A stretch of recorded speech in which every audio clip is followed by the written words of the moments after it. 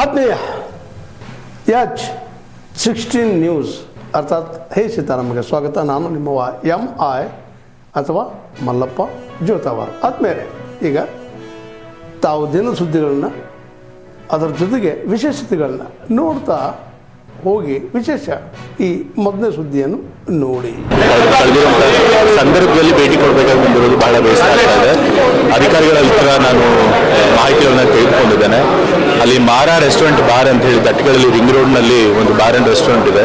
ಆ bar and ರೆಸ್ಟೋರೆಂಟಲ್ಲಿ ನಿನ್ನೆ ಶಾರ್ಟ್ ಸರ್ಕ್ಯೂಟ್ ಆಗಿ ಫೈರ್ ಆಕ್ಸಿಡೆಂಟ್ ಆಗಿ 2 ಜನರು ತೀರ್ಕೊಂಡಿದ್ದಾರೆ.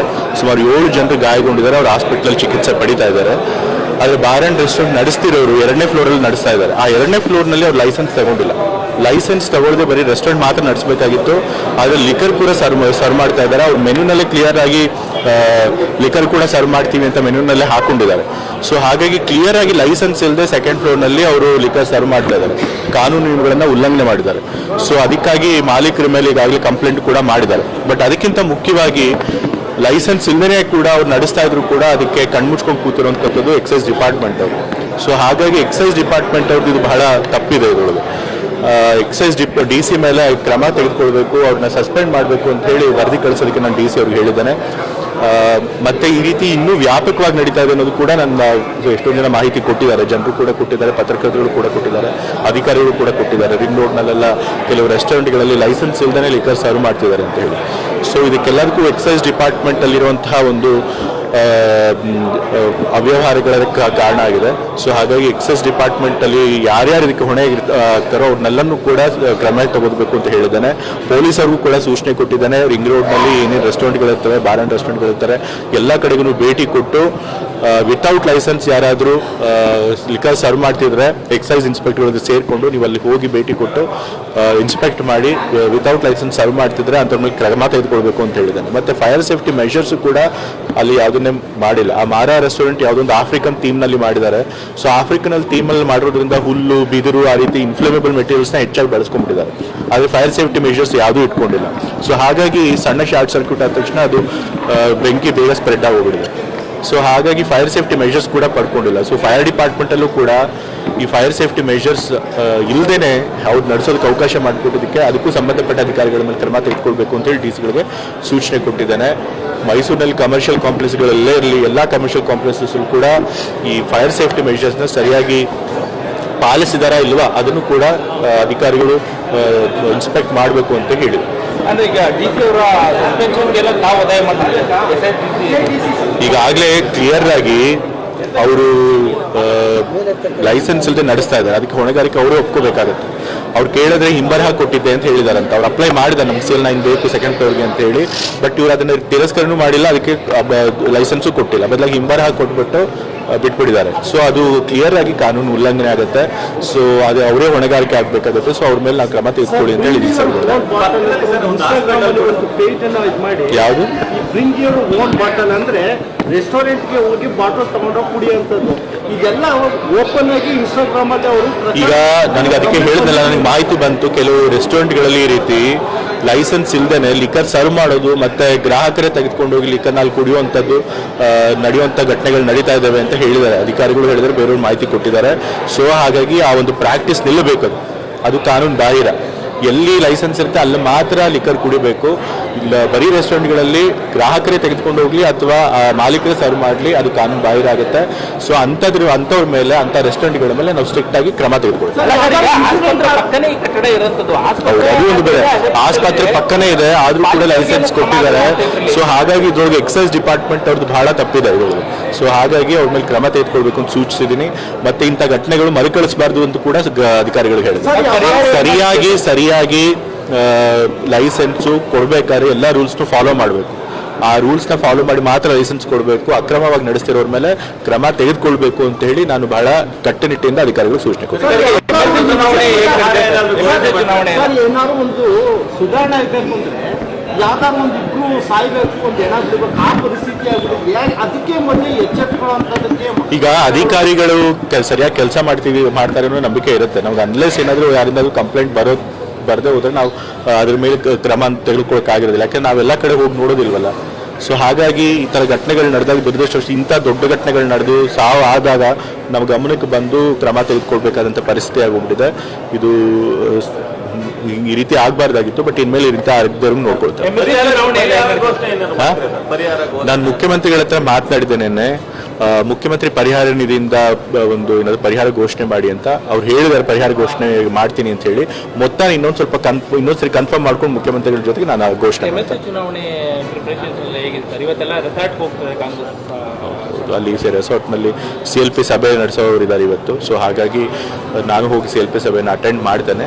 ಬಟ್ ಪ್ರತಿ ಚುನಾವಣೆಯಲ್ಲಿ ಹೇಗೆ ತಯಾರಿ ಮಾಡ್ತಾರೋ ಆ ರೀತಿಯ ಸಿದ್ಧತೆ ಮಾಡ್ಕೊಂಡಿದ್ದಾರೆ. ನಮ್ಮೆಲ್ಲ ಶಾಸಕರು, ನಮ್ಮ ವರಿಷ್ಠರು ಏನು ಸೂಚನೆ ಕೊಟ್ಟಿರ್ತಾರೆ ಅದ್ರ ಪ್ರಕಾರ ಓಟ್ ಹಾಕ್ತಾರೆ. 5ನೇ ಯಾವುದು 4 ಸ್ಥಾನಗಳು ಈಗ ವಿನಯ್ ಕಾರ್ತಿಕ್ ಅವ್ರನ್ನೇ ನಾವು ಹಾಕಿದೀವಲ್ಲ 5ನೇ ಪ್ಲೇಸ್ಗೆ. ಸೊ ಹಾಗಾಗಿ ಪ್ರಯತ್ನ ಮಾಡ್ತಾ ಇದ್ದೀವಿ. ಗೆಲ್ಲುವಂತಹ ವಿಶ್ವಾಸ ಕೂಡ ಇದೆ. ಟೌನ್ಶಿಪ್ ಸಂಬಂಧಪಟ್ಟಂತೆ ಸಾಕಷ್ಟು ವಿರೋಧ ವ್ಯಕ್ತ ಆಗ್ತಿದೆ ಸರ್ ಕಾಂಗ್ರೆಸ್ ಕೂಡ. ಮತ್ತೆ ಯಾರು ಪೂರಕವಾಗಿ ನೀವು ಕಾಂಗ್ರೆಸ್ ನಿಲುವು ಏನು? ಬೆಂಗಳೂರಿನಲ್ಲಿ ಇವತ್ತು ಜನಸಂದಣಿ ಜಾಸ್ತಿ ಆಗಿದೆ. ಎಷ್ಟೊಂದು ಜನಕ್ಕೆ ನಿವೇಶನದ ಅಗತ್ಯಗಳಿದೆ. ಸ್ಪ್ರೆಡ್ ಔಟ್ ಆಗಬೇಕು ಬೆಂಗಳೂರಿಲಿರುವಂಥ ಪಾಪ್ಯುಲೇಷನ್. ಸೊ ಹಾಗಾಗಿ ಹತ್ತಿರದಲ್ಲಿ ಬಿಡದಿಯ ತನಕ ಬೆಂಗಳೂರಿನ ವಿಸ್ತರಣೆ ಮಾಡಬೇಕಂತ ಅವಶ್ಯಕತೆ ಅಂತೂ ಇದೆ. ಆದರೆ ರೈತರ ಜೊತೆ ಮಾತನಾಡಿ ಅವ್ರನ್ನೂ ಕೂಡ ವಿಶ್ವಾಸಕ್ಕೆ ತೆಗೆದುಕೊಂಡು ಸರ್ಕಾರ ಒಂದು ಅವ್ರಿಗೆ ಏನು ಸರಿಯಾದಂಥ ಪರಿಹಾರ ಕೊಡಬೇಕು ಅದನ್ನು ಕೊಟ್ಟು ಖಂಡಿತ ಆ ಕೆಲಸ ಮಾಡುತ್ತೆ. ನನಗೆ ಮಾಹಿತಿ ಇರೋ ಪ್ರಕಾರ ಬಹಳಷ್ಟು ರೈತರು ಈ ಒಂದು ಬಿಡದಿ ಟೌನ್ಶಿಪ್ ಪರವಾಗಿದ್ದಾರೆ. ಆಲ್ಮೋಸ್ಟ್ 80% ಜನ ಪರಿಹಾರ ತೆಗೆದುಕೊಳ್ಳೋಕೆ ರೆಡಿ ಇದ್ದಾರೆ. ಯಾಕೆಂದರೆ ಒಳ್ಳೆ ಮೊತ್ತದ ಪರಿಹಾರನ ಸರ್ಕಾರ ಕೊಡ್ತದೆ ನನಗೆ ಕೊಟ್ಟಿರೋ ಮಾಹಿತಿಯ ಪ್ರಕಾರ. ಸೊ ಹಾಗಾಗಿ ರೈತರು ಬಹಳಷ್ಟು ಜನ ಇದಕ್ಕೆ ಸಮ್ಮತಿ ಇದೆ ಅವ್ರಿಗೆ. ಬಟ್ ಆದರೆ ಕೆಲವರು ಮಾತ್ರ ಇದಕ್ಕೆ ವಿರೋಧ ವ್ಯಕ್ತಪಡಿಸ್ತಾ ಇದ್ದಾರೆ. ಅದನ್ನು ಕೆಲವ್ರ ಮಾತಿಗೆ ಕೇಳಿ ಪ್ರಾಜೆಕ್ಟ್ಗಳನ್ನ ಬಿಡೋದಕ್ಕಾಗೋದಿಲ್ಲ. JDS ಅವರು ಇದರಲ್ಲಿ ರಾಜಕೀಯ ಮಾಡುವಂಥ ಪ್ರಯತ್ನ ಮಾಡ್ತಾರೆ. ಗ್ಯಾರಂಟಿ ಯೋಜನೆಗಳಿಗೆ ಯಾರು ಗ್ಯಾರಂಟಿ ಯೋಜನೆಗಳಲ್ಲಿ ಅನರ್ಹರಾಗಿದ್ದು ಕೂಡ ಫಲಾನುಭವಿಗಳಾಗ್ತಿದ್ದಾರೆ ಅಂಥವ್ರನ್ನ ತಡೆಗಟ್ಟಬೇಕು ಅಂತೇಳಿ ಕ್ರಮಗಳನ್ನು ತೆಗೆದುಕೊಳ್ತಿದ್ದಾರೆ. ಗ್ಯಾರಂಟಿ ಸ್ಕೀಮ್ಗಳನ್ನ ಯಾವುದೇ ಕಾರಣಕ್ಕೂ ಕೂಡ ನಿಲ್ಲಿಸೋದು.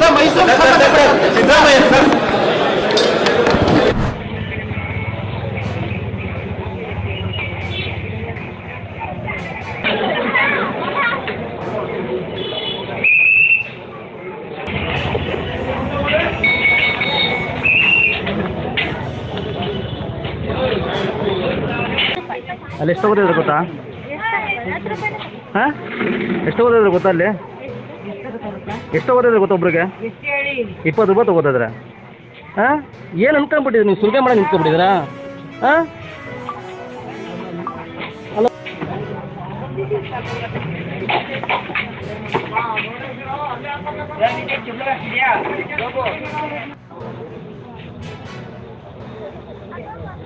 ಬನ್ನಿ, ಎಲೆ ಕಟ್ಟೆ ವರ್ಷ ಬನ್ನಿ ಸೈಡ್.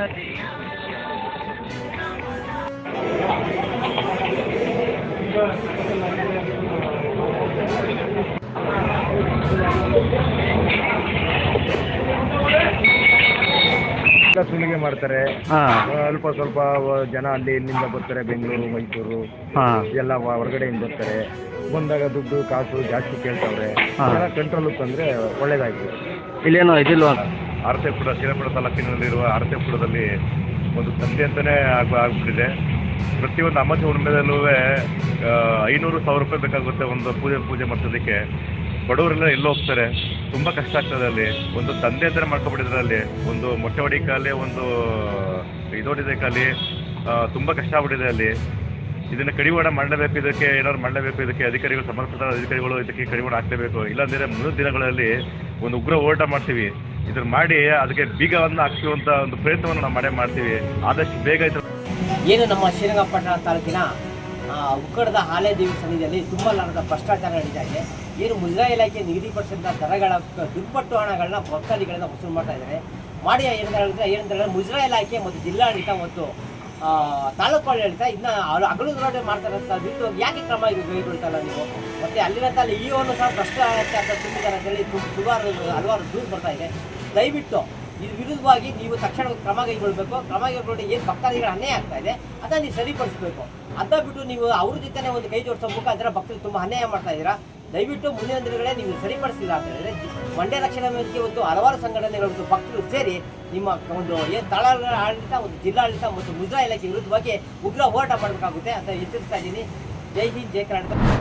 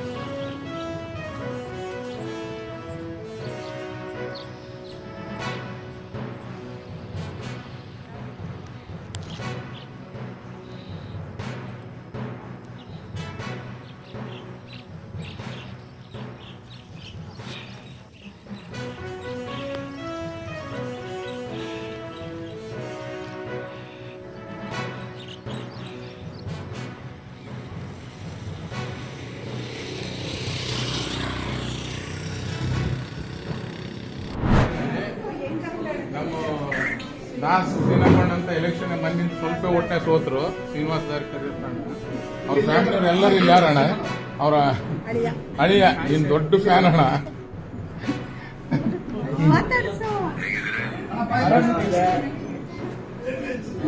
ಅಣ್ಣ ಇವನು ದಿನ ನೀವು ಪೋಸ್ಟ್ ಹಾಕಂದ್ರೆ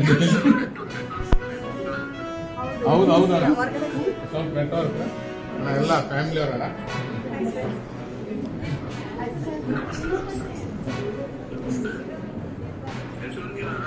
ಹೌದಣ್ಣ, ಅದೇ ಮನೆಗೆ ಊಟಕ್ಕೆ ಬಂದಿದೀವಣ್ಣ. ತಾವೆಲ್ಲ ಇಲ್ಲಿವರೆಗೆ ಸುದ್ದಿಗಳನ್ನು ನೋಡಿದಿರಿ, ಜೊತೆಗೆ ವಿಶೇಷ ಘಟನೆಗಳನ್ನು ಸಹ ನೋಡಿದಿರಿ. ಅದು ನಿಮ್ಗೇನು ಅನ್ನಿಸ್ತು? ನಿಮಗೆ ಲೈಕ್ ಮಾಡಿರಿ, ಶೇರ್ ಮಾಡಿರಿ, ಕಾಮೆಂಟ್ ಮಾಡಿರಿ, ಜೊತೆಗೆ ಸಬ್ಸ್ಕ್ರೈಬ್ ನಿಲ್ಲಿಸ್ಬೇಡ್ರಿ. H16 ನ್ಯೂಸ್ ಅರ್ಥಾತ್ ಸಿದ್ದರಾಮಯ್ಯ ಸತ್ಯದ ಕೈಗನ್ನಡಿ ವಂದನೆಗಳು.